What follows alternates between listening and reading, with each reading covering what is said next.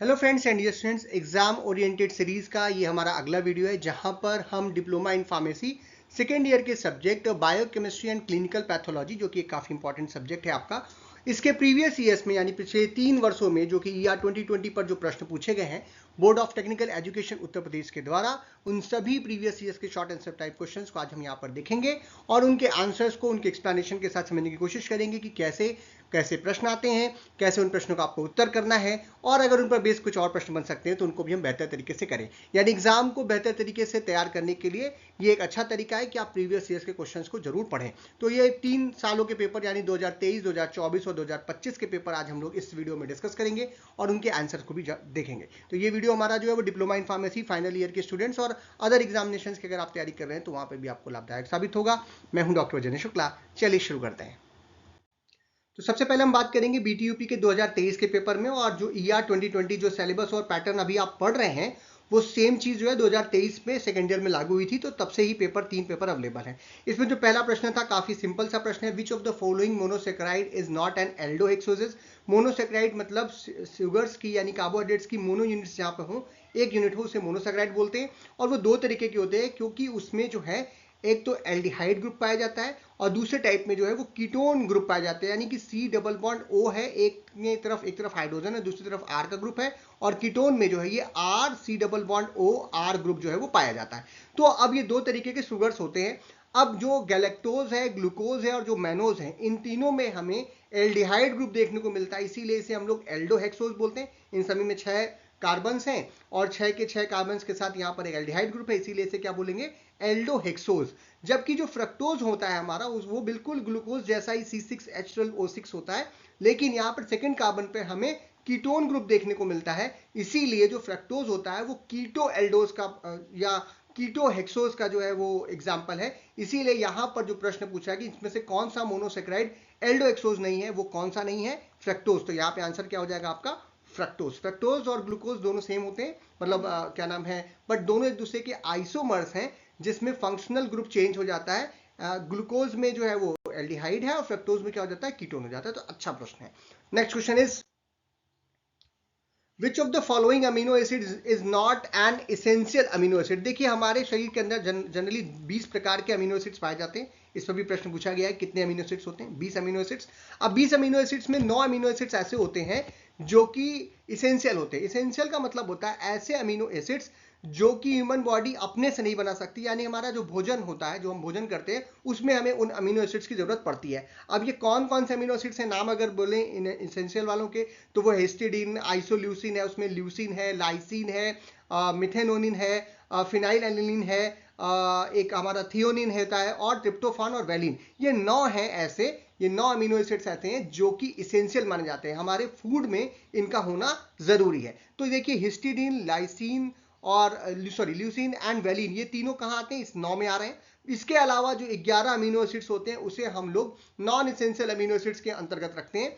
यानी कहने का मतलब जो हमारे भोजन में अगर नहीं भी है तो हमारा शरीर उसे खुद बना लेता है, जिसका एग्जाम्पल क्या है, लाइसिन है। तो यहां पूछ रहा है इसमें से कौन सा इसेंशियल अमीनो एसिड नहीं है। देखिए नॉट पूछ रहा है लेकिन तुरंत मत लगाइएगा, लेकिन नहीं है तो कौन सा नहीं है, लाइसिन नहीं है, इसीलिए यहाँ पे आंसर क्या हो जाएगा, लाइसिन। एक प्रश्न है कि अमीनो एसिड्स कितने पाए जाते हैं, तो 20 तरीके के होते हैं। दूसरा प्रश्न है कि कितने इसेंशियल हैं, तो 9 है इसेंशियल। कितने नॉन एसेंशियल हैं, 11 नॉन एसेंशियल हैं। और ग्लाइसिन क्या है, एक नॉन एसेंशियल अमीनो एसिड है। तो ये हो गया हमारा क्वेश्चन नंबर 2। अगले प्रश्न का अगला प्रश्न हमारा, कोलेस्ट्रॉल इज कोलेस्ट्रॉल क्या है। कोलेस्ट्रॉल एक फॉस्फोलिपिड है, स्टेरॉइड है, फैटी एसिड्स है या ग्लाइकोलिपिड है। हम सभी जानते हैं कोलेस्ट्रॉल बढ़ने से हार्ट की रिलेटेड की प्रॉब्लम होती है, तो ये क्या है, एक स्टेरॉइडल मॉइटी होती है। यहाँ पर जो है स्टेरॉइडल मॉइटी देखने को मिलती है, साइक्लिक स्ट्रक्चर जो है स्टेरॉइड जैसा होता है। तो कोलेस्ट्रॉल का जो केमिकल क्लासिफिकेशन है वो क्या है, वो एक स्टेरॉइड है। तो यहाँ पे आंसर क्या हो जाएगा हमारा, बी हो जाएगा। अगला क्वेश्चन है, the major component of biological membrane. जो बायोलॉजिकल मेम्ब्रेन होती है, हमारी जो सेल होती है उसके चारों तरफ जो मेम्ब्रेन होती है, जो ऑर्गेन्स की तरफ मेम्ब्रेन होती है उसे बायोलॉजिकल मेम्ब्रेन बोलते हैं। ये बायोलॉजिकल मेम्ब्रेन का मेजर कंपोनेंट क्या है, कि किस चीज से बना होता है, स्टेरॉइड, फैटी एसिड, फॉस्फोलिपिड या ग्लाइकोलिपिड, ये आपके एग्जांपल्स हैं। लेकिन हम सभी जानते हैं कि जो हमारी जो मेम्ब्रेन्स होती हैं, बायोलॉजिकल मेम्ब्रेन्स, वो सेमी परमिएबल होती हैं, और उसका कारण ये है कि वो फॉस्फोलिपिड से बनी होती हैं। तो इसीलिए यहाँ पे जो आंसर हो जाएगा वो क्या हो जाएगा, सी, दैट इज फॉस्फोलिपिड्स। तो फॉस्फोलिपिड से ही मेजरली बायोलॉजिकल जो मेम्ब्रेन्स होती हैं वो बनी होती हैं। Dash dash dash are the major purine bases found in the nucleic acids. पूछ रहा है कि इसमें से कौन सा मेजर प्यूरिन बेस है जो कि न्यूक्लिक एसिड्स में पाया जाता है। तो पहले हम जान लें न्यूक्लिक एसिड क्या है। न्यूक्लिक एसिड यानी कि डीएनए और आरएनए को हम लोग बोलते हैं, ठीक है, न्यूक्लिक एसिड्स। अब इसमें दो तरीके की चीज पाई जाती है, एक तो डबल हेट्रोसाइक्लिक रिंग सिस्टम पाया जाता है जिसको हम लोग बोलते हैं प्यूरिन रिंग, और दूसरा पाया जाता है पायरीमिडीन रिंग। ये दो तरीके की रिंग्स यहाँ पर आपको देखने को मिलती हैं। अब ये पूछा है इसमें से कौन से प्यूरिन बेसिस है। तो प्यूरिन रिंग में जो बेस पे जो बेसिस पाए जाते हैं वो केवल दो ही होते हैं, एडेनिन और गुआनिन। इसीलिए यहाँ एडेनिन देख के तुरंत आंसर मत लगा दीजिएगा, एडेनिन और गुआनिन तीसरा ऑप्शन में दोनों एक साथ लिखा हुआ है, यही दोनों जो होते हैं वो प्यूरिन बेसिस होते हैं। जबकि पैरिमिडीन में जो है हमारा थाइमिन, साइटोसिन और यूरेसिल, जो बाकी तीन बचते हैं जो कि डीएनए आरएनए में पाए जाते हैं, वो पैरिमिडीन रिंग होती है, वो तीन होते हैं। तो इन दोनों पे प्रश्न बन सकता है। तो सिंपल यहाँ पे आंसर क्या हो जाएगा, हमारा आंसर हो जाएगा C, that is adenine and guanine, जो कि प्यूरिन बेसिस है। और पैरिमिडीन बेस में साइटोसिन, थाइमिन और यूरेसिल पाया जाता है। जो हमारा प्यूरिन होता है ये डबल साइक्लिक रिंग सिस्टम होता है, यानी दो रिंग्स आपस में जुड़ी होती हैं और नाइट्रोजन कंटेनिंग हेट्रोसाइक्लिक रिंग होती है। जबकि पैरिमिडीन जो होती है वो सिंगल रिंग सिस्टम होता है और वहां पर भी जो है नाइट्रोजन ही एज अ हेट्रोएटम प्रेजेंट होता है। अगर इस पे भी प्रश्न पूछता है तो आप आंसर कर सकते हैं। अगला प्रश्न है हमारा, enzyme that splits the molecule with water. ऐसा कौन सा एंजाइम है जो कि हमारे शरीर के अंदर या बायोलॉजिकल सिस्टम के अंदर पानी के साथ चीजों को तोड़ता है, पानी के प्रेजेंस में किसी चीज को तोड़ता है, तो उसे क्या बोलते हैं। आपके ऑप्शन है लाइपेज, आइसोमेरेज, हाइड्रोलेजेज या फिर नन। तो देखिए नाम से ही पता चल रहा है हाइड्रोलेजेस, पानी की प्रेजेंस में तोड़ने वाला, उसी को क्या बोलेंगे, हाइड्रो मतलब वाटर। तो हाइड्रोलेजेस ही क्या होगा, वो एंजाइम है जो कि वाटर के प्रेजेंस में मॉलिक्यूल्स को तोड़ता है। तो यहाँ पे आंसर आपका क्या हो जाएगा, सिंपल क्वेश्चन में ये आंसर छुपा हुआ है, दैट इज सी, हाइड्रोलेजेस। अगला प्रश्न है हमारा, coenzymes are organic but dash dash dash molecules.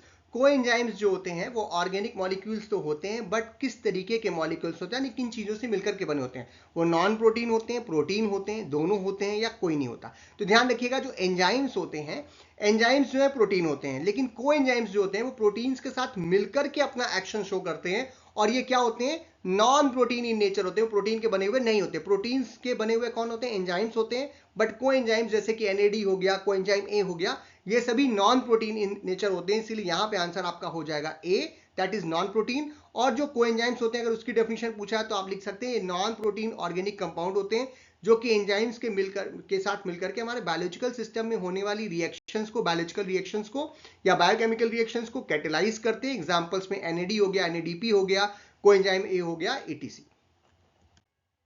The process of blood clotting is initiated by, किसके द्वारा ब्लड क्लॉटिंग शुरू होता है। कहीं चोट लग गई, ब्लड बह रहा है, तो ब्लड का रुकना या ब्लड का जो क्लॉट बनता है वो कौन शुरू करता है, ये पूछ रहा है। तो आपके ऑप्शन हैं फाइब्रिनोजेन, थ्रोम्बिन, प्रोथ्रोम्बिन और थ्रोम्बोप्लास्टिन। तो जो सबसे पहली चीज जो कि ब्लड क्लॉटिंग को शुरू करती है वो कौन है, हमारा फैक्टर थ्रोम्बोप्लास्टिन है। यहाँ पे आंसर हो जाएगा डी। अब आइए देख लेते हैं और सभी का क्या क्या काम है।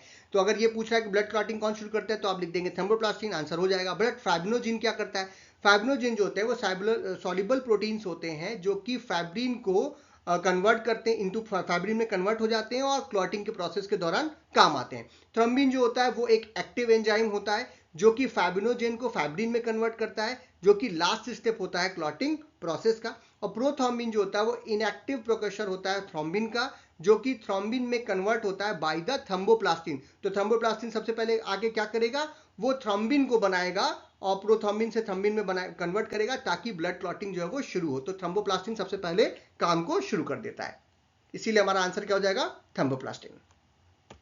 अगला क्वेश्चन है हमारा, beriberi is caused by the deficiency of. Beriberi एक ऐसी बीमारी है जो किसके कमी से होती है, राइबोफ्लाविन, फोलिक एसिड, नियासिन या फिर थायमिन। तो जो बेरी बेरी है वो थायमिन की कमी से होता है। थायमिन को हम लोग विटामिन B1 के नाम से भी जानते हैं। तो अगर विटामिन B1 पूछ रहा हो तब भी आप यही लिखेंगे, थायमिन बोल रहा है तब भी आप ये लिखेंगे। तो आंसर क्या हो जाएगा हमारा डी, थायमिन, क्योंकि थायमिन की कमी या विटामिन B1 की कमी से बेरी बेरी नामक का रोग होता है। अगला प्रश्न है हमारा, phosphoglyceraldehyde is an important intermediate stage in the breakdown of. Phosphoglyceraldehyde सुनने में आपको अच्छा लग रहा होगा, ग्लाइकोलिसिस जब आप पढ़ते हैं तब ये आपको देखने को मिलता है कि ग्लूकोज टूट रहा है और फॉस्फोग्लिसरल्डिहाइड जो है वो बन रहा है।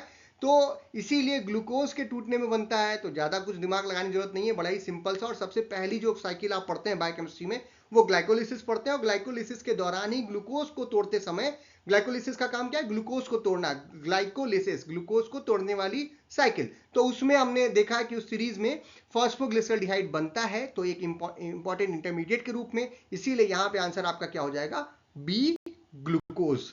अगला है glycogenesis is the synthesis of, glycogenesis क्या होता है, ग्लाइकोजेनेसिस किसकी सिंथेसिस है, ग्लूकोज की, ग्लाइकोजन की, ग्लिसरल की, या फिर स्टार्च की। ग्लाइकोजेनेसिस जो होता है वो ग्लाइकोजन के बनने की इस प्रक्रिया है, जहां पे एक्स्ट्रा ग्लूकोज जो है वो ग्लाइकोजन में कन्वर्ट होता है आपके बॉडी के अंदर, और इस प्रक्रिया को हम लोग क्या बोलते हैं, ग्लाइकोजेनेसिस बोलते हैं। तो यहां पे आंसर हो जाएगा बी, दैट इज ग्लाइकोजन।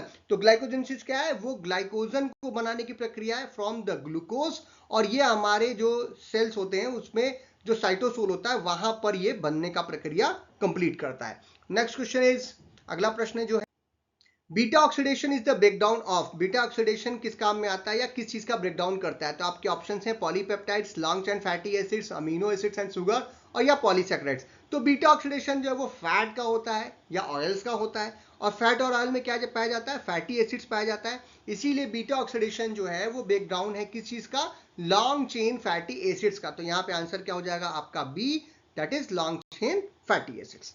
अगला क्वेश्चन है, which of the following element is required for construction of muscles. Muscles जो होती हैं वो कॉन्ट्रैक्ट और रिलैक्स होती हैं, और जिसकी वजह से जो भी वॉलेंट्री या इनवॉलेंट्री एक्शन हम शो करना चाहते हैं मसल्स के साथ वो हमें मिलता है। जैसे हमारा हार्ट का मसल है या फिर जो हमारे पैर के मसल है, इन सभी मसल्स में कॉन्ट्रैक्शन एंड रिलैक्सेशन होता है। तो जो कॉन्ट्रैक्शन करने के लिए जो सबसे इंपॉर्टेंट एलिमेंट चाहिए या आयन चाहिए वो होता है हमारा कैल्शियम आयन। कैल्शियम आयन की प्रेजेंस में ही कॉन्ट्रैक्शन और जो है मसल्स का हो पाता है। इसीलिए यहाँ पे जो आंसर हो जाएगा वो हो जाएगा Ca++, और ये स्पेसिफिक प्रोटीन्स के साथ मसल फाइबर में बाइंड करते हैं जिसका नाम होता है एक्टिन, और ये एक्टिन और जो मायोसिन फिलामेंट्स होते हैं उनके साथ मिल करके मसल कॉन्ट्रैक्शन में आपकी मदद करता है। इसीलिए कैल्शियम आयन जो है यहाँ पर आंसर आपका बन जाएगा। अगला प्रश्न है, goitre is caused by the deficiency of, goitre वाली जो बीमारी हम सभी जानते हैं इसे घेंगा रोग बोलते हैं हिंदी में। तो ग्वाइटर हम सभी जानते हैं, टीवी में ऐड भी आता है कि ग्वाइटर किसकी कमी होता है, आयोडीन की कमी से।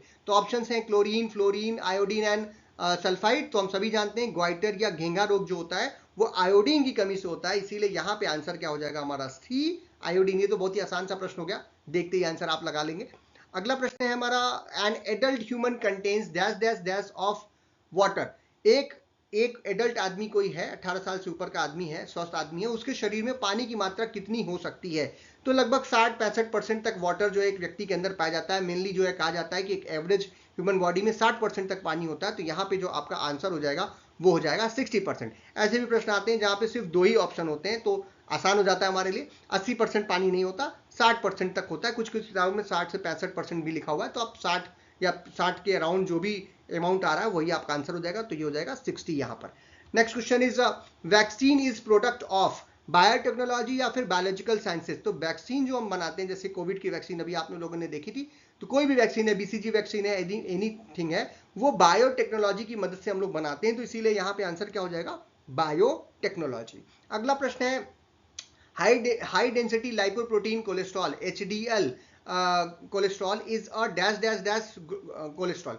तो HDL या हाई लाइपोप्रोटीन जो कोलेस्ट्रॉल होता है, ये इसको हम लोग बैड कोलेस्ट्रॉल बोलते हैं या गुड कोलेस्ट्रॉल बोलते हैं। इसे हम लोग क्या बोलते हैं, गुड कोलेस्ट्रॉल बोलते हैं। ये गुड कोलेस्ट्रॉल इसलिए बोला जाता है क्योंकि ये आपके हार्ट के लिए या आपके क्या नाम है सिस्टम के लिए अच्छा है। जबकि LDL अगर होता तो वो उसके बैड कोलेस्ट्रॉल बोलते हैं, क्योंकि वो हमारे लिए अच्छा नहीं है, क्योंकि वो डिपॉजिट होता है, कोलेस्ट्रॉल को बनाता है, जिसकी वजह से ब्लड कैपिलरीज पे दबाव पड़ता है और ब्लड प्रेशर बढ़ता है। तो जो हाई डेंसिटी लाइपोप्रोटीन कोलेस्ट्रॉल होता है HDL कोलेस्ट्रॉल, वो हमारे लिए गुड कोलेस्ट्रॉल के अंतर्गत आता है। अगला प्रश्न हमारा, urea is the in product of metabolism, carbohydrate या प्रोटीन। तो यूरिया जब मेटाबॉलिज्म होता है कार्बोहाइड्रेट या प्रोटीन का, तो किसके टूटने से यूरिया का प्रोडक्शन होता है, ये प्रश्न पूछ रहा है। तो यूरिया जो है वो प्रोटीन, क्योंकि यूरिया में नाइट्रोजन पाया जाता है, कार्बोहाइड्रेट में कोई नाइट्रोजन नहीं होता। तो आप सीधी सी बात समझ रहे हैं कि प्रोटीन जब टूटता है तो इन प्रोडक्ट के रूप में यूरिया जो है बनता है, या यूरिक एसिड भी बनता है उससे। तो इसीलिए जो है यहाँ पे आंसर क्या हो जाएगा, प्रोटीन, क्योंकि प्रोटीन के टूटने से यूरिया का फॉर्मेशन होता है। अगला प्रश्न है, dash dash dash is a condition where blood appears in the urine. Urine में किसी के पेशाब में अगर उसे ब्लड दिखाई दे तो इस कंडीशन को क्या बोलते हैं? तो सीधी सी बात है, अगर किसी के यूरिन में ब्लड दिखेगा तो उसे हिमेटेयूरिया बोलेंगे। हिमेटेयूरिया, क्योंकि हिमे का मतलब क्या हो गया, आयरन या क्या नाम है, आरबीसी या ब्लड, और यूरिया का मतलब तो आप जाने यूरिन है, तो दोनों को एक साथ जोड़ दिया तो हिमेटेयूरिया बोलते हैं इस कंडीशन को। तो यहाँ पे आंसर क्या हो जाएगा, हिमेटेयूरिया, जब किसी के ब्लड जो है वो कहाँ दिखे, यूरिन में दिखना शुरू हो जाए, यानी यूरिन का कलर लाल हो रहा है। नेक्स्ट लास्ट क्वेश्चन जो है 2023 के पेपर का, वो है dash dash dash is a hereditary disease also known as bleeding disease. Hereditary disease का मतलब होता है वो डिसीज जो कि माँ बाप से बच्चों में जाती है, यानी जनरेशन में जीन के थ्रू फैलती है। दूसरा ऐसी डिसीज है जो कि ब्लीडिंग डिसीज के रूप में होता है, जहां पे चोट लगने के बाद ब्लीडिंग रुकती नहीं है। इस बीमारी को क्या बोलते हैं? तो ऐसी बीमारी जो कि हेरिडेटरी भी हो और ब्लीडिंग से रिलेटेड हो, उसे हम लोग बोलते हैं हीमोफीलिया। क्या बोलते हैं इसे? हीमोफीलिया। तो यहाँ पे आंसर क्या हो जाएगा आपका, हीमोफीलिया। तो इसी के साथ 2023 का पेपर हो गया। बड़े ही सिंपल सिंपल से प्रश्न पूछे गए थे। आपने देखा बहुत कठिन प्रश्न नहीं पूछे जाते हैं, तो अच्छे से तैयारी करें तो हो जाता है हमारा। अब चलते हैं हम 2024 के पेपर की तरफ। तो 2024 के पेपर में हमारा जो 2024 का पेपर, उसमें जो सबसे पहला प्रश्न पूछ रहा है वो है which of the heaviest particular compound of cell. Cell के अंदर सबसे हैवीएस्ट कंपोनेंट कौन सा होता है, या सबसे भारी कंपोनेंट कौन सा होता है, सबसे बड़ा कंपोनेंट क्या होता है, ये सिंपल सी बात है। तो आपसे पूछ रहा है, तो जो सबसे भारी पार्टिकल होता है, भारी मतलब जिसमें वजन सबसे ज्यादा है, उसके हिसाब से अगर देखा जाए तो सबसे भारी होता है इसमें न्यूक्लियस। सेल के अंदर क्या पाया जाता है, न्यूक्लियस, जो कि सबसे भारी होता है। तो हमारा आंसर क्या हो जाएगा, न्यूक्लियस हो जाएगा। अगला प्रश्न है हमारा, explain the term polycythaemia. Polycythaemia एक ऐसी कंडीशन है जब आपके शरीर के अंदर आरबीसी या हीमोग्लोबिन की मात्रा नॉर्मल वैल्यू से ज्यादा होने लगती है। आपका शरीर में जो है ब्लड जो है वो ज्यादा होने लगता है। कम होता है तो एनीमिया बोलते हैं, ज्यादा होता है अगर तो उसे क्या बोलेंगे, पॉलीसाइथेमिया बोलेंगे। तो यहाँ पे आंसर हो जाएगा, ये एक इरेथ्रोसाइटोसिस होती है, जहां पर increase number of red blood cells, RBC आपको दिखेंगे ब्लड सेल के अंदर, जिसकी वजह से आपका जो ब्लड हो जाएगा वो गाढ़ा हो जाएगा और आरबीसी ज्यादा हो जाएगी, तो शरीर जो है वो फूलने लगेगी। That condition is known as polycythaemia.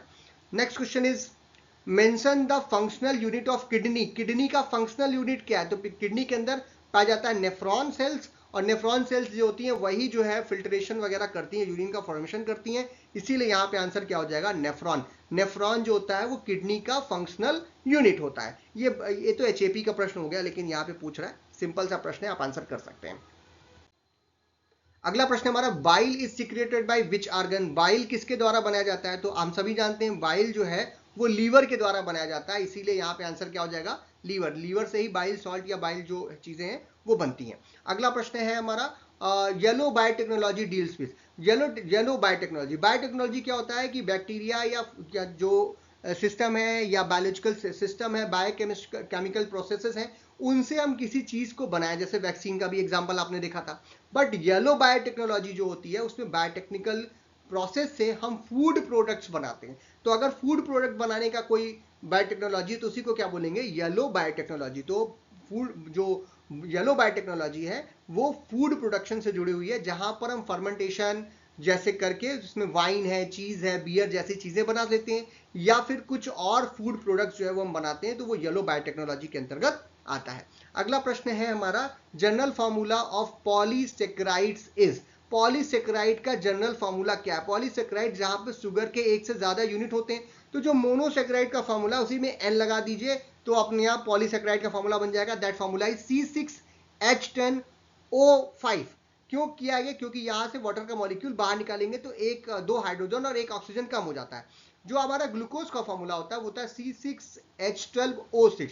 अब इसमें से एक ऑक्सीजन, दो हाइड्रोजन कम कर देंगे, पानी का मॉलिक्यूल बाहर निकल गया, और इसके बाद एक के बाद एक करके सबको जोड़ते चले जाएंगे सारे यूनिट्स को। एन का मतलब है कि कितने ज्यादा वहां पर मोनोसेक्राइड्स जुड़े हुए हैं, तो क्या बनेगा, वो पॉलीसेक्राइड कहलाएगा। तो इसका फॉर्मूला क्या हो जाएगा, C6H10O5 का होल n। तो ये है हमारा फॉर्मूला फॉर द पॉलीसेक्राइड। अगला प्रश्न है, mention name of carbohydrate deficiency disease. अगर किसी के शरीर के अंदर कार्बोहाइड्रेट की कमी हो जाती है तो उस बीमारी को हम कहते हैं हाइपोग्लाइसीमिया और कीटोसिस। क्योंकि हाइपोग्लाइसीमिया पहले बोलेंगे, उसके बाद उसी से जुड़ा हुआ है कीटोसिस, तो इस दोनों को एक साथ लिख सकते हैं, that is hypoglycaemia and ketosis, जो कि कार्बोहाइड्रेट के कमी से होती है। अगला प्रश्न है, all the following are important electrolytes in the body except. सभी जो नीचे नाम लिखे हैं वो इलेक्ट्रोलाइट्स के हैं, इसमें से कोई एक इलेक्ट्रोलाइट नहीं है, उसका उसी को आपको ढूंढना है। तो ये पोटेशियम आयन इलेक्ट्रोलाइट होता है, क्लोराइड आयन इलेक्ट्रोलाइट होता है, सोडियम आयन इलेक्ट्रोलाइट होता है, हम सभी जानते हैं। और इसी इन सबको हमें ORS में लेना पड़ता है जब हमें कभी इलेक्ट्रोलाइट की कमी हो जाती है। बट कार्बन आयन्स जो होते हैं वो इलेक्ट्रोलाइट नहीं होते हैं, बिल्डिंग ब्लॉक होते हैं, सेल वगैरह या प्रोटीन कार्बोहाइड्रेट्स बनाने के काम में आते जरूर है, लेकिन ये हमारे लिए इलेक्ट्रोलाइट नहीं होते हैं। इसीलिए यहाँ पे आंसर क्या हो जाएगा, C, that is carbon ions. बड़ा ही ऑड दिख रहा है, कार्बन आयन दिख रहा है। कार्बन आयन जो है वो हमारे शरीर में इलेक्ट्रोलाइट के रूप में यूज नहीं होता है। अगला प्रश्न है, give biochemical role of sodium. Sodium का काम बताइए। तो सोडियम बहुत सारे काम करता है। सोडियम जो है वो हमारे सेल्स की इंटीग्रिटी को बना के रखता है, एसिड बेस बैलेंस करता है, ब्लड प्रेशर को मेंटेन करता है, जो एसेंशियल है नर्व सिग्नल्स को यानी एक्शन पोटेंशियल को मेंटेन करने का काम करता है, फ्लूइड और इलेक्ट्रोलाइट के बैलेंस को बनाता है, ब्लड प्रेशर को मेंटेन करता है, सेलुलर होम्योस्टैसिस को मेंटेन करने का काम करता है। ये सारा काम जो है वो सोडियम आपके शरीर के अंदर करता है। इसीलिए सोडियम आयन बहुत जरूरी एक इलेक्ट्रोलाइट के रूप में हमारे बॉडी के अंदर होना चाहिए। It is an physiological ion. अगला प्रश्न है, right deficiency symptoms of vitamin D. अगर किसी के शरीर के अंदर विटामिन डी की कमी हो जाए तो क्या होगा, उसे नींद बहुत आएगी, थकान होगी, बोन्स कमजोर हो जाएंगी, पूरे बॉडी में दर्द होगा, बहुत सारे सिम्टम्स हैं। तो फटीक यानी कि थकान होना, नींद अच्छी नहीं आएगी, बोन में पेन होगा और एचनेस होगी, दर्द होगा, उसको डिप्रेशन में जाएगा, सैड फील करेगा, हेयर लॉस यानी बाल गिरने लगते हैं, मसल वीक होने लगती है, भूख की कमी होने लगती है, और वो बहुत जल्दी जल्दी बीमार होने लगता है क्योंकि उसकी इम्यूनिटी भी थोड़ी सी कमजोर हो जाती है। तो विटामिन डी की कमी होने पर ये सभी सिम्टम्स जो है बॉडी के अंदर दिखने लगते हैं। अगला प्रश्न है हमारा, glycogenesis takes place in. Glycogenesis कहाँ होता है। अभी हमने एक क्वेश्चन था कि ग्लाइकोजेनेसिस क्या होता है, तो हमने कहा था ग्लाइकोजेनेसिस जो है वो ग्लाइकोजन बनाना है। और ग्लाइकोजन कैसे बनेगा, ग्लूकोज से बनेगा। और कहाँ बनेगा, सेल के अंदर बनेगा। कहाँ पे बनेगा, साइटोसोल में। उसी क्वेश्चन के आंसर में बताया था, तो ये एक रिपीटेड प्रश्न हम मान सकते हैं। और यहाँ पे आंसर क्या हो जाएगा, साइटोसोल में। तो ग्लाइकोजेनेसिस जो है वो सेल के अंदर साइटोसोल में पाई जाती है, इसीलिए यहाँ पे आंसर हो जाएगा साइटोसोल। अगला प्रश्न है हमारा, iodine value is related to which of the following, fat and oil, ester, alcohol या हाइड्रोकार्बन। आयोडीन वैल्यू किस चीज से रिलेट होती है। तो आयोडीन वैल्यू जो है वो कैलकुलेट किया जाता है किसी भी ऑयल या फैट की क्वालिटी को चेक करने के लिए कि उसमें कितने अनसैचुरेटेड कंपाउंड्स हैं। यानी कि जो भी फैटी चेन आप देख रहे हैं फैटी एसिड की, उसमें डबल बॉन्ड्स कितने हैं। तो आयोडीन का 1 मोल अगर हम इसके अंदर डालते हैं तो ये डबल बॉन्ड को क्या करता है, तोड़ता है, और आयोडीन इसमें क्या होता है, यहाँ पे जुड़ जाता है। तो जितने मोल्स ऑफ आयोडीन ऐड होते हैं वही उसका आयोडीन नंबर कहलाता है। ठीक है, तो ये एक एनालिटिकल प्रोसेस है ऑयल और फैट की क्वालिटी को चेक करने के लिए कि उसके अंदर ये क्या नाम है, डबल बॉन्ड्स कितने हैं, अनसैचुरेशन कितने हैं। और इसीलिए आयोडीन वैल्यू जो है वो फैट एंड ऑयल से रिलेटेड है। फैट एंड ऑयल का एक टेस्ट है, इसीलिए यहाँ पे आंसर में हो जाएगा फैट एंड ऑयल्स। अगला प्रश्न है हमारा, when the rate of synthesis of ketone bodies is more than its utilization it leads to। जब भी कीटोन बॉडी की जो सिंथेसिस होती है और उनका जो यूज है उससे ज्यादा सिंथेसिस हो रही है, यानी ज्यादा बनेगा और बॉडी में एक्यूमुलेट होने लगा, तो उस कंडीशन को हम क्या बोलते हैं, इस कंडीशन को हम ना एनीमिया बोलते हैं, ना डायबिटीज बोलते हैं, ना कलर ब्लाइंडनेस। कलर ब्लाइंडनेस में क्या होता है, हमें कुछ कलर को पहचानने में दिक्कत आती है। डायबिटीज में शुगर का लेवल बढ़ जाता है, हम सभी जानते हैं। अनेमिया में ब्लड कम हो जाता है हमारी बॉडी में, या ब्लड के कंपोनेंट्स कम हो जाते हैं। कीटोनेमिया ऐसी कंडीशन है जिसमें कीटोन बॉडीज की मात्रा जो शरीर के अंदर बढ़ जाती है, इसीलिए यहाँ पे आंसर क्या हो जाएगा, कीटोनेमिया। बड़ी सिंपल सा प्रश्न हो गया, नाम में ही दिख रहा है कि कौन सा आंसर आपको करना है। अगला प्रश्न हमारा, right the 2 functions of RNA. RNA का भी हम लोगों ने नाम लिया था जिसमें प्यूरिन और पैरामिडिन बेस पाए जा रहे थे। और आरएनए जो होता है वो जेनेटिक मटेरियल को एक पेरेंट से बच्चों में ले जाता है, एक जनरेशन दूसरे जनरेशन में, और प्रोटीन सिंथेसिस करने के बहुत काम आता है। तो यही इसके यूज रहेंगे। 2 प्राइमरी फंक्शन है। पहला तो ये जेनेटिक इंफॉर्मेशन लेकर के उसको कैरी फॉरवर्ड करता है, और खास करके प्रोटीन सिंथेसिस में इसका काम होता है। तो ये एक मैसेंजर की तरीके से काम करता है बिटवीन द डीएनए और राइबोसोम्स, और जो है प्रोटीन सिंथेसिस को अमीनो एसिड्स डिलीवर करके प्रोटीन सिंथेसिस करने में मदद करता है। तो ये सभी काम है आरएनए के। अगला प्रश्न हमारा, डिफाइन एंजाइम इनहिबिशन। नाम से पता चल रहा है जो एंजाइम्स है जो पर्टिकुलर एक कैटालिटिक एक्शन शो करेगा किसी बायोकेमिकल रिएक्शंस में, अगर उस पर कोई इनहिबिटर आकर के चिपक जाए, तो एक्टिव साइट पर या चिपक जाए या उस पर चिपक जाए, तो उसका जो पर्टिकुलर एक्शन है वो एक्शन वो नहीं शो कर पाएगा, and that is known as enzyme inhibition. तो ये एक प्रोसेस है जहां पर एक मॉलिक्यूल जिसको इनहिबिटर बोलते हैं वो एंजाइम की एबिलिटी के ऊपर इंटरफेयर करता है, और एक जो रिएक्शन को उसको कैटेलाइज करना था वो या तो रुक जाती है या तो कम हो जाती है, और इसी को हम लोग क्या बोलते हैं, एंजाइम इनहिबिशन के नाम से जानते हैं। ये जो इनहिबिटर्स होते हैं वो एंजाइम का जो एक्टिव साइट है वहां पे जाके बाइंड कर जाएंगे, या फिर जो उसकी ब्लॉकिंग करेंगे ताकि वो सबस्ट्रेट के साथ बाइंड ना कर पाए, या फिर कहीं और भी एंजाइम के ऊपर बाइंड कर जाए जिसकी वजह से उसका शेप जो है वो बदल जाए और फिर जो है वो अपना एक्शन जो देना चाहता है, जो फंक्शन है उसका प्रॉपरली, वो उसको नहीं कर पाए, and that is known as enzyme inhibitors. और जो इसको करते हैं उसी को हम लोग क्या बोलते हैं, एंजाइम इनहिबिटर। प्रोसेस को क्या बोलते हैं, एंजाइम इनहिबिशन, और जो करता है उसको क्या बोलते हैं, इनहिबिटर बोलते हैं।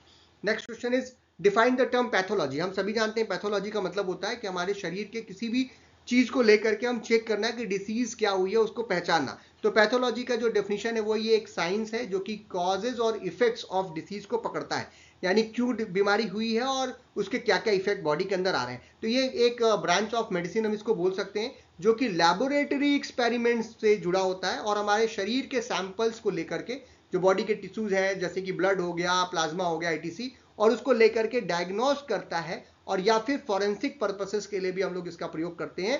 और ये दोनों चीजों के लिए जहां पर यूज किया जाता है उसी को हम क्या बोलते हैं, पैथोलॉजी बोलते हैं। अगला प्रश्न हमारा, mention the name of 2 fat soluble vitamin.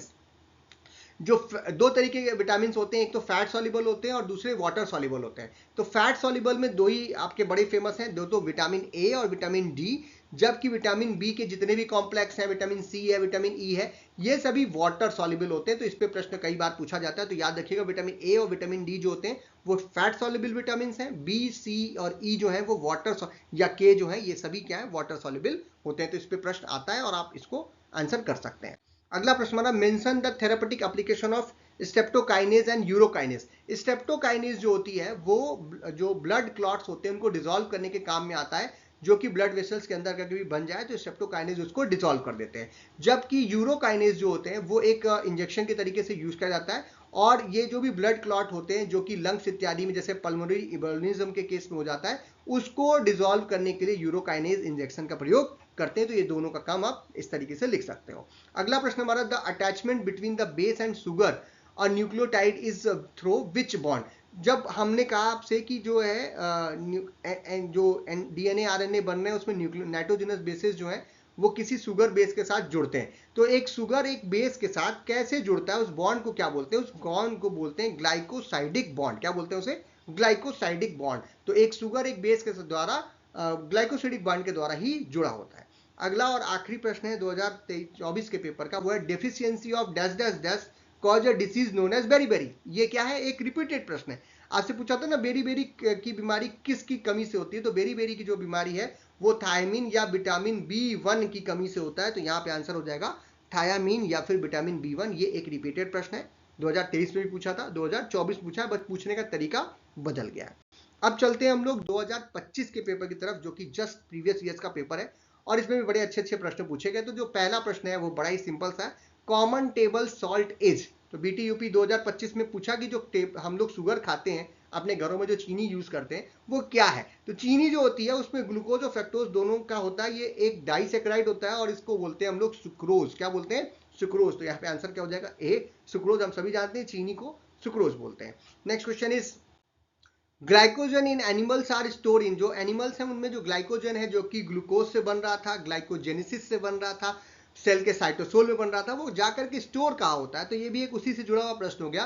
तो जितने भी एनिमल्स हैं उनके जो ग्लाइकोजन है वो बनने के बाद लीवर और मसल्स में जाकर के स्टोर हो जाता है, इसीलिए आपका आंसर क्या हो जाएगा, लीवर एंड मसल्स। अगला प्रश्न है हमारा, how many amino acids made up of a protein. हमने आपसे पहले बताया था हमारे शरीर के अंदर 20 प्रकार के अमीनो एसिड्स पाए जाते हैं। तो ये एक रिपीटेड प्रश्न हो गया, यानी कि सिंपल, कुछ दिमाग नहीं लगाना, 10, 30 और 50 नहीं होता। कितने अमीनो एसिड्स होते हैं एक प्रोटीन को बनाने के लिए, मैक्सिमम हमारी बॉडी के अंदर 20 होते हैं। तो यहाँ पे आंसर क्या हो जाएगा, 20 टाइप्स ऑफ अमीनो एसिड्स पाए जाते हैं। यहाँ ए लिखना था, सी लिखा गया, सॉरी। तो ये ए कर लीजिएगा, A20 जो है यहाँ पर अमीनो एसिड्स हमको देखने को मिलते हैं। अगला प्रश्न है हमारा, ऑन हाइड्रोलिसिस प्रोटीन गिव्स। अगर हम लोग प्रोटीन को तोड़ते हैं, प्रोटीन में वाटर डाल करके उसका हाइड्रोलिसिस करते हैं, पानी की प्रेजेंस में अगर प्रोटीन को तोड़ते हैं तो क्या बनेगा, अमीनो एसिड्स बनेगा, सॉरी अल्कोहल बनेगा, फैटी एसिड बनेगा, अमीनो एसिड बनेगा या कार्बोक्सिलिक एसिड। हम सभी जानते हैं कि अमीनो एसिड्स के जुड़ने की वजह से प्रोटीन बनता है। तो अगर प्रोटीन को तोड़िएगा तो फैटी एसिड या अल्कोहल या कार्बोक्सिलिक एसिड तो मिलेगा नहीं, क्या मिलेगा हमें, अमीनो एसिड्स प्राप्त होगा। अगर उसका हाइड्रोलिसिस करिएगा तो आपको क्या मिलेगा, अमीनो एसिड्स मिलेगा। इसीलिए यहाँ पे आंसर क्या हो जाएगा, amino acids. Next question is, in which solvent lipids are insoluble, कौन से सॉल्वेंट में लिपिड्स को नहीं घोला जा सकता। तो हम सभी जानते हैं लिपिड्स जो है वो क्लोरोफॉर्म में घुल जाएगा, ईथर में घुल जाएगा, लेकिन पानी में नहीं घुलेगा, क्योंकि लिपिड्स जो होते हैं वो वाटर में इनसॉल्युबल होते हैं। कोई भी ऑयल है या फैट अगर आप लेके पानी में घुलिएगा तो नहीं घुलेगा, सीधी सी बात है। तो यहाँ पे आंसर क्या हो जाएगा, वाटर। लिपिड्स जो होते हैं वो पानी में नहीं घुलते हैं, इनसॉल्युबल होते हैं वाटर में। अगला प्रश्न है हमारा, फेरिटिन इज, फेरिटिन क्या है, मिल्क प्रोटीन है, आयरन स्टोरेज प्रोटीन है, एग वाइट प्रोटीन है, या नन ऑफ द अबव। तो जो फेरिटिन होता है वो आयरन स्टोरेज प्रोटीन होता है। आयरन को स्टोर जिस प्रोटीन में किया जाता है हमारी बॉडी में, जहां करते हैं उसी को हम लोग क्या बोलते हैं, फेरिटिन बोलते हैं। तो यहाँ पे आंसर हो जाएगा बी। फेरिटिन जो होता है वो प्रोटीन है जो कि आयरन को बॉडी के अंदर स्टोर करता है। खास करके कहाँ पाया जाता है, लीवर के अंदर, स्प्लीन के अंदर और बोन मैरो के अंदर। जहाँ पे बोन मैरो, स्प्लीन, जो बोन मैरो है वहां से ब्लड का फॉर्मेशन भी होता है, तो ये आयरन वहां से यूज अप हो जाता है। ये जो है हमारे शरीर में जो आयरन है उसको रेगुलेट करता है, सेफली उसको स्टोर करता है, और जब आवश्यकता पड़ती है आरबीसी बनाने के लिए या हीमोग्लोबिन बनाने के लिए, तब ये उनको रिलीज करता है। तो ये इसका काम होता है। अगला प्रश्न है, which of the following is a saturated fatty acid, इनमें से कौन सा है जो कि सैचुरेटेड फैटी एसिड्स है। दो तरीके के फैटी एसिड्स होते हैं, एक जिसमें डबल बॉन्ड पाया जाता है उसे अनसैचुरेटेड फैटी एसिड बोलते हैं, जिसको हम लोग पकड़ रहे थे आयोडीन टेस्ट में, और दूसरा होता है वो जो कि सैचुरेटेड फैटी एसिड होता है जहां पर डबल बॉन्ड्स नहीं पाया जाता। तो इन सभी में से जिसमें डबल बॉन्ड नहीं पाया जाता वो है पाल्मेटिक एसिड। पाल्मेटिक एसिड जो है वो पाम ऑयल में भी पाया जाता है, इसीलिए उसे सैचुरेटेड एसिड बोलते हैं। और आपने देखा होगा कि उसको खाने के लिए लोग मना करते हैं। तो जो पाल्मेटिक एसिड है वो एक सैचुरेटेड फैटी एसिड, इसमें कोई भी डबल बॉन्ड नहीं होता। ओलिक एसिड जो होता है वो मोनोसैचुरेटेड फैटी एसिड होता है, इसमें एक डबल बॉन्ड होता है।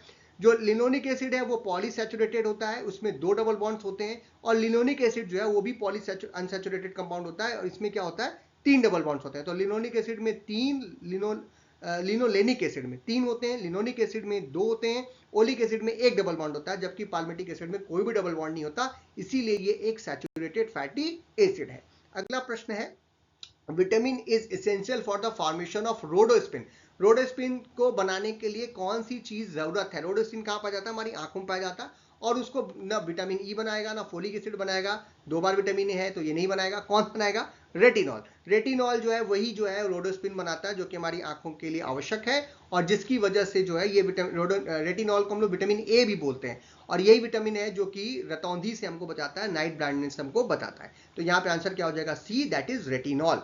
विटामिन ए भी लिख सकते हैं आप।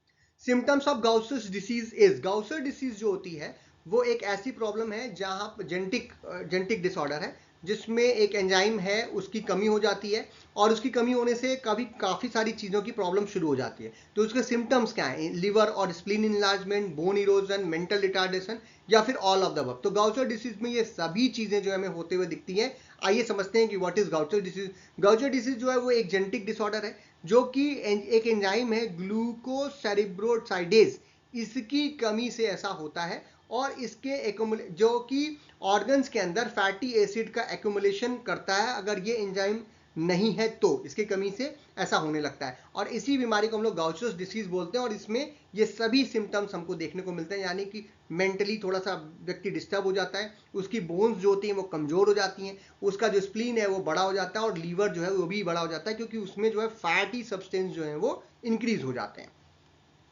अगला प्रश्न हमारा, functions of chlorine. Functions, chlorine जो है या क्लोराइड आयन जो है हमारी बॉडी के अंदर क्या क्या काम करती है। एसिड बेस बैलेंस करेगी, ऑस्मोटिक बैलेंस करेगी, बोथ करेगी, दोनों काम करेगी, या फिर नन ऑफ द अबव। तो जो क्लोरीन होती है वो सोडियम जैसा ही काम करती है, जैसे सोडियम के जो काम थे वही वैसे ही क्लोरीन का भी काम होता है। तो ये एसिड बेस बैलेंस भी करेगा और ऑस्मोटिक बैलेंस भी बना के रखेगा। इसीलिए यहाँ पे हमारा आंसर क्या हो जाएगा, सी, दैट इज बोथ, क्योंकि ये दोनों बातें सही हैं, इसीलिए आंसर क्या हो जाएगा, C, that is both A and B. अगला, rickets and osteomalacia is caused due to the deficiency of, osteomalacia मतलब जिसमें हड्डियां आपकी कमजोर हो रही हैं, या रिकेट्स जो है जिसमें हड्डियां टेढ़ी मेढ़ी हो जा रही हैं, ये दोनों बीमारी जो है विटामिन डी से जुड़ी हुई है, इसीलिए यहाँ पे आंसर हो जाएगा vitamin D. Next question is qualitative test of for lipid. Qualitative test जो है लिपिड के लिए, यानी लिपिड को पहचानने के लिए जो टेस्ट करते हैं वो क्या है। इसमें इमल्सल टेस्ट हो सकता है, सुदान 3 या सुदान 4 टेस्ट हो सकता है। सुदान जो है वो डाई है, ठीक है, तो सुदान डाई टेस्ट, सुदान 3 या 4 dye test, grease spot test हम कर सकते हैं, या इमल्सन टेस्ट कर सकते हैं। कई प्रकार के टेस्ट हैं जो कि लिपिड्स के लिए किया जाता है। अगला प्रश्न है हमारा microcytic anaemia has dash dash dash size RBCs. Microcytic anaemia में जो आयरन है उसकी कमी होती है जनरली, जिसकी वजह से जो आरबीसी है उसका साइज छोटा हो जाता है, तो इसको हम लोग क्या बोलेंगे, स्मॉल साइज्ड आरबीसीज। यहाँ पे क्या हो जाएगा, स्मॉल साइज। और मैक्रोसाइटिक एनीमिया पूछता तो उसमें आपका जो आरबीसी का साइज होता है वो क्या हो जाता है, बड़ा हो जाता है। अगला प्रश्न है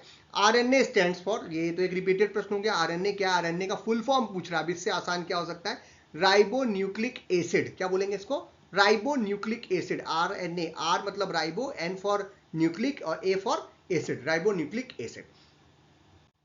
अगला प्रश्न है carnauba wax is dash dash dash wax. Carnauba wax जो होता है वो एक प्लांट से प्राप्त करते हैं, इसीलिए इसे हम क्या बोलेंगे, वेजिटेबल वैक्स। क्या बोलेंगे, एनिमल वैक्स नहीं है, ये क्या है, एक वेजिटेबल वैक्स है। और जो ये पाम ट्री होता है जिसका नाम है कॉर्पेनिशिया प्यूरिफेरा, वहां से इसको पाया जाता है। अगर इसका बायोलॉजिकल सोर्स पूछ रहा है तो आप ये भी लिख सकते हैं, लेकिन ये बहुत ही हाई फाई क्वेश्चन हो जाएगा। बट ये क्या है, ये एक एनिमल वैक्स नहीं, जनरली वैक्स जो होती है वो एनिमल से प्राप्त करते हैं। जो कार्नुबा वैक्स होती है ये वेजिटेबल से प्राप्त होती है या प्लांट से प्राप्त होती है, इसीलिए इसे हम लोग वेजिटेबल वैक्स के रूप में जानते हैं। अगला प्रश्न हमारा hepatic porphyria is cause due to the deficiency of zinc. ये ट्रू या फॉल्स, ट्रू या फॉल्स, सही या गलत बताना है। तो हिपैटिक पोरफायरेक्सिया जो होती है वो जनरली एक ऐसी कंडीशन है जहां पे आयरन को बॉडी जो है वो सही से क्या नाम है उसका रेगुलेशन वगैरह नहीं कर पाती, तो आयरन की कमी यहां पर होती है जनरली। इस केस में जिंक की कमी नहीं होती, इसीलिए क्या है, ये फॉल्स है, ये ट्रू नहीं है, ये बात क्या है, गलत है। नेक्स्ट क्वेश्चन इज, अगर आयरन होता तो ट्रू हो जाता है, यहाँ पे जिंक लिखा है इसीलिए हम इसे क्या बोलेंगे, फॉल्स बोलेंगे। अगला प्रश्न है हमारा fats are liquid at room temperature. नहीं, फैट जो होते हैं उसमें सैचुरेटेड फैटी एसिड्स होते हैं। अभी हमने आपको बताया था कि फैट जो होगा उसमें क्या होगा, सैचुरेटेड फैटी एसिड होगा। सैचुरेटेड फैटी एसिड होने की वजह से वो क्रिस्टल लैटिस में पैक नहीं होता, इसीलिए रूम टेम्परेचर पर वो सॉलिड फॉर्म में होता है। किस फॉर्म में होता है, सॉलिड फॉर्म में। लिक्विड फॉर्म में जो होते हैं उसी को हम लोग क्या बोलते हैं, ऑयल्स बोलते हैं। वो लिपिड जो कि लिक्विड फॉर्म में पाया जाता है रूम टेम्परेचर, उसे बोलते हैं ऑयल। और जो सॉलिड फॉर्म में होता है उसे क्या बोलते हैं, फैट बोलते हैं। जैसे डालडा हो गया आपका, आप देखे होंगे फैट फॉर्म में आपको होता है, या फिर जो बीज वैक्स वगैरह है वो सब। तो ये हमारा क्या हो जाएगा, फॉल्स हो जाएगा, क्योंकि फ्लैट यहाँ पे पूछ रहा है सही है या गलत, तो ये क्या है, ये बात गलत है। इसीलिए यहाँ पे अगर ये होता कि नहीं फैट्स जो है वो सॉलिड होते हैं रूम टेम्परेचर पे, तब ट्रू हो जाता। अभी क्या लिखेंगे हम लोग, फॉल्स लिखेंगे। अगला प्रश्न है kwashiorkor occurs due to the protein deficiency. Kwashiorkor एक ऐसी बीमारी है जो कि प्रोटीन की डेफिशिएंसी की वजह से होता है। सही है या गलत, बिल्कुल सही बात है। क्वाशिकोर जो होता है प्रोटीन की कमी से होता है, जिसमें जो बॉडी है उस पर मसल्स नहीं दिखाई देते, हड्डियां जैसी गिन सकते हैं आप। ऐसी कंडीशन अगर किसी बच्चे की आपको दिखाई दे तो आप उसे क्वाशिकोर बोलेंगे, जो कि प्रोटीन की कमी की वजह से होता है, इसीलिए ये क्या हो जाएगा, ट्रू हो जाएगा। अगला प्रश्न है 19वां प्रश्न हमारा, वो है protein is a sulphur containing B complex vitamin. नहीं, प्रोटीन जो है वो अमीनो एसिड उसमें पाए जाते हैं और वो एक विटामिन नहीं है, वो प्रोटीन एक अलग मैक्रोमोलिक्यूल है हमारा। विटामिन जो होते हैं वो माइक्रोमोलिक्यूल्स के अंतर्गत आते हैं, माइक्रोन्यूट्रिएंट्स के अंतर्गत आते हैं, थोड़ी मात्रा में उनको चाहिए, बट प्रोटीन हमें रोज चाहिए खाने में। तो प्रोटीन क्या है, वो एक बी कॉम्प्लेक्स विटामिन नहीं है। यहाँ पे पूछ रहा है, कह रहा है कि ये एक सल्फर कंटेनिंग बी कॉम्प्लेक्स है, तो ये भी क्या हो जाएगा, फॉल्स हो जाएगा, यानी ये बात क्या है, गलत है। अब चलते हैं अपने आखिरी प्रश्न की तरफ 2025 के, that is thrombocytopenia is defined as increased platelets. Thrombocytopenia जो है वो एक ऐसी कंडीशन है जहां पर आपके प्लेटलेट्स की संख्या जो होती है वो डिक्रीज होती है, इंक्रीज नहीं होती। क्या होती है, डिक्रीज होती है। तो इसीलिए ये भी क्या हो जाएगा, फॉल्स हो जाएगा। जो इंक्रीज अगर प्लेटलेट काउंट में कोई चीज होता है तो उसे क्या बोलते हैं, थ्रोम्बोसाइटोसिस बोलते हैं। क्या बोलते हैं उसे, थ्रोम्बोसाइटोसिस। थ्रोम्बोसाइटोसिस का मतलब कि प्लेटलेट्स की संख्या बढ़ना, और थ्रोम्बोसाइटोपेनिया का मतलब होता है घटना। किसका घटना, प्लेटलेट्स की संख्या का घटना। तो इसीलिए ये भी क्या हो जाएगा, फॉल्स हो जाएगा। तो ट्रू और फॉल्स भी आते हैं और ये आसान हो जाता है हमारे लिए, क्योंकि हम सही या गलत को पहचान करके हमें आंसर करना पड़ता है। तो आज के इस वीडियो में हमने 3 पेपर्स आपके देखे, इससे हमें पता चलता है कि किस तरीके के प्रश्न आ रहे हैं, उन पर बेस कुछ अगर प्रश्न बन सकते हैं तो आप उसको भी आंसर कर सकते हैं। और इस तरीके से आप अपनी तैयारी कर रखते हैं तो आपको पेपर देने में आसानी होती है। आप हमें यूट्यूब पे देख रहे हैं, यहाँ पे आप जाइएगा प्लेलिस्ट में, तो यहाँ पे आपके डिप्लोमा इन फार्मेसी के मॉडल पेपर और प्रीवियस ईयर्स क्वेश्चन का हमारा जो प्लेलिस्ट है वो बना हुआ है, जिसमें डिफरेंट सब्जेक्ट्स के प्रीवियस ईयर्स के क्वेश्चन, मॉडल क्वेश्चन पेपर, ये सब कुछ हमने अपलोड कर रखे हैं, जो आपको एग्जाम में तैयारी करने में मदद देंगे। अब जो हमारा प्लेलिस्ट है उसमें जैसे बायोकेमिस्ट्री की पूरी पढ़ाई आपकी हमने करा रखी है, उस प्लेलिस्ट को भी आप यहाँ से देख सकते हैं। अगर कोई टॉपिक आपको समझ नहीं आ रहा है या उसके नोट्स आपको चाहिए तो आप हमारे टेलीग्राम चैनल पर जाकर के वहाँ से निकाल सकते हैं। फेसबुक और पे हमारे ग्रुप या पेज को आप फॉलो कर सकते हैं, तो वहाँ पे इन्फॉर्मेशन वगैरह या वीडियोज़ वगैरह शेयर करते हैं, तो आप वहाँ से भी मदद ले सकते हैं। और नोट्स वगैरह के लिए आप हमारा जो ऐप है डॉक्टर पी के Shukla doctor MP Singh classes का, उसको भी आप देख सकते हो, जो कि प्ले स्टोर पर प्रेजेंट है। अगर आपको वीडियो पसंद आया तो इसे लाइक कीजिए, अपने फ्रेंड्स में शेयर कीजिए, चैनल पर नए हो तो चैनल को जरूर सब्सक्राइब कीजिए। और अगर आपके कोई कमेंट्स हैं, आपके कोई प्रश्न हैं, तो कमेंट बॉक्स में लिखिए, उसको हम आंसर करने की कोशिश करेंगे। थोड़ा जल्दी मैंने बताया ताकि वीडियो जल्दी से खत्म हो जाए और आपको कम समय में आप ज़्यादा पढ़ाई कर सकें। तो वीडियो अगर आपको पसंद आया तो लाइक कीजिए। वीडियो को देखने के लिए बहुत बहुत धन्यवाद।